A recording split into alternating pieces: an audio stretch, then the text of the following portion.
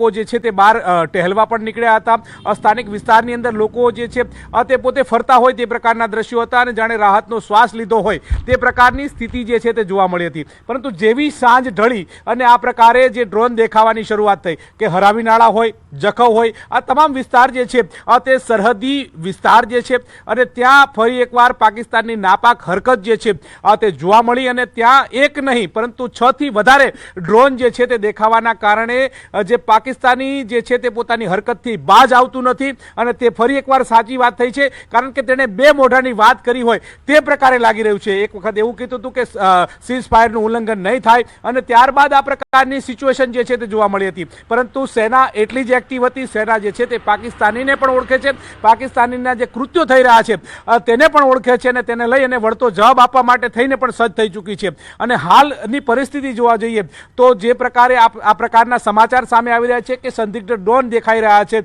Bhuj high alert ઉપર હતું ત્યારે લોકોએ પણ શ્વાસ લીધા હતા રાહતના, પરંતુ એ જ પ્રકારની સ્થિતિ જે છે ત્યારબાદ હવે ફરી એકવાર આ સિનારીઓ જે છે તે જોવા મળી રહ્યો છે। એટલે કે લોકો હવે સ્વયંભૂ બંધ પાડતા જોવા મળી રહ્યા છે, એટલે કે બ્લેકઆઉટ કરતા જોવા મળી રહ્યા છે। કેટલીક લાઇટો પણ બંધ થતી હોય તે પ્રકારે લાગી રહ્યું છે। ફરી એકવાર હું મારા કેમેરામેન હરીશને કહીશ કે તમને અમે ભુજમાં ઊભા છીએ અને ભુજના દ્રશ્યો દેખાડે કે જ્યાં સંપૂર્ણ રીતે બ્લેકઆઉટ થતું હોય તે પ્રકારના દ્રશ્યો જોવા મળી રહ્યા છે। કોમલ, સૌથી મોટી વાત છે કે બ્લેકઆઉટ સ્વયંભૂ લોકો કરી રહ્યા છે।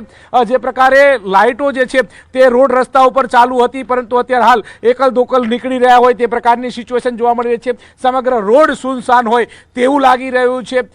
તમને દૂર દૂર સુધી જ્યાં નજર નાખો ત્યાં બ્લેકઆઉટ થયેલું જોવા મળી રહ્યું છે। એકલ દોકલ જે પ્રકારે લોકો રાહતના શ્વાસની નીચે બહાર નીકળ્યા હતા, પરંતુ તેઓ પણ હવે ઘરે જઈ સુરક્ષિત રહેતા હોય, સુરક્ષિત સ્થળે ખસેડતા હોય તે પ્રકારની સિચ્યુએશન જોવા મળી રહી છે। એટલે કે ભુજમાં ધીરે ધીરે સમગ્ર લોકો જે છે તે પોતે સ્વયંભૂ બ્લેકઆઉટ કરી અને બ્લેકઆઉટ માટે આગળ આવતા હોય તે પ્રકારે લાગી રહ્યું છે, કારણ કે પાકિસ્તાનની આ હરકત છે નાકામ હરકત છે। ખબર હતી કે બાજ નહીં આવે અને એ પ્રકારની સિચ્યુએશનના કારણે નાગરિકો પણ એટલા જ એક્ટિવ છે। આજે સરકાર દ્વારા જે દિશા નિર્દેશ જારી કરવામાં આવતા હોય છે તેનું પણ નાગરિકો સ્વયંભૂ પાલન કરતા હોય તે પ્રકારે ભુજની અંદર પણ લાગી રહ્યું છે। જી ગૌતમ, એટલે કોરોનાના સમયગાળા દરમિયાન જે સહયોગ સામાન્ય પ્રજા તરફથી મળ્યો હતો અને બધી જ સૂચનાઓનું પાલન કરવામાં આવી રહ્યું હતું, એ જ પરિસ્થિતિ આજે પણ જોવા મળી રહી છે કે આજે જો બ્લેકઆઉટની અપીલ કરવામાં આવી હોય, લોકોને ઘરની બહાર ન નીકળવા માટે અપીલ કરવામાં આવી હોય તો તે લોકો દ્વારા પાલન કરવામાં આવી રહ્યું છે, કારણ કે લોકો પણ આજે જાણે છે, આપણા દેશનો દરેક નાગરિક જાણે છે કે પાકિસ્તાન સમજવાનું નથી અને તેની બુદ્ધિ ભ્રષ્ટ થઈ ગઈ છે। ગૌતમ,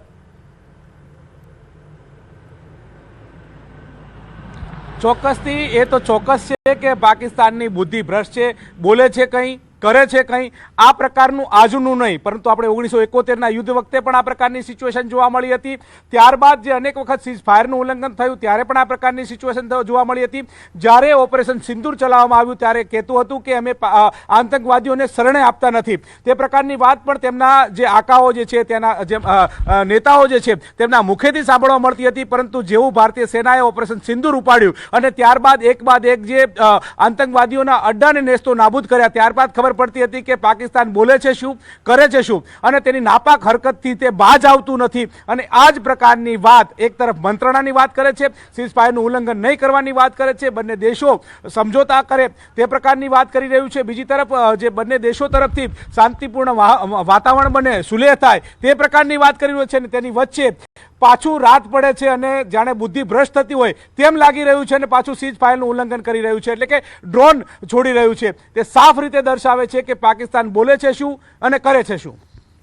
ગૌતમ, અત્યારે જે પ્રમાણે હુમલા કરવામાં આવી રહ્યા છે અને ફરી એકવાર ડ્રોન જોવા મળી રહ્યા છે, શું કચ્છમાં સાયરનો વાગી રહ્યા છે અને શું લોકો એનાથી ભયભીત થઈ રહ્યા છે?